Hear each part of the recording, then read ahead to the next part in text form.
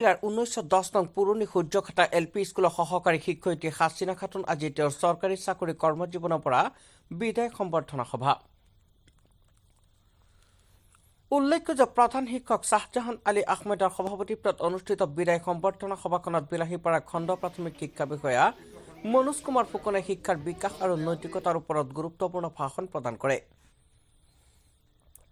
ইয়াৰ উপৰিও বিদায় সম্বৰ্ধনা সভাখনত উপস্থিত থাকে অসম ৰাজ্যিক শিক্ষক সন্মিলনীৰ সদস্য তথা CRC আব্দুল জলিল, প্ৰধান শিক্ষক আমিৰ চান মণ্ডল, সহকাৰী শিক্ষক চানোৱাৰ হুছেইন, বিদ্যালয়খনৰ শিক্ষয়িত্ৰী পৰিচালনা কমিটি আদিকে ধৰি বহুত ছাত্ৰ ছাত্ৰী উপস্থিত থকা দেখিবলৈ পোৱা যায়।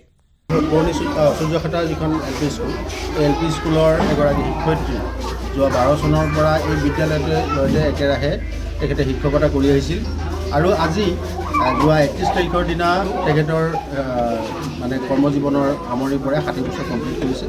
তেখেতৰ যিটো বিদায় সম্বৰ্ধনা হিচাপে আজি একগোট হৈছোঁ।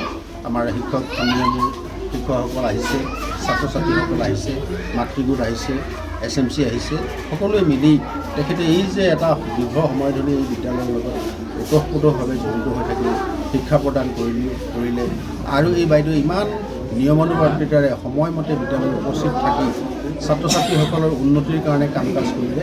তাৰ কাৰণে তেখেতক আমি বিদায় লগতে ধন্যবাদ জ্ঞাপন কৰি সকলো শিক্ষাখণ্ডৰ তৰফৰ পৰা শিক্ষক সন্মিলনীৰ তৰফৰ পৰা তেখেতক আমি সম্বৰ্ধনা জনালোঁ।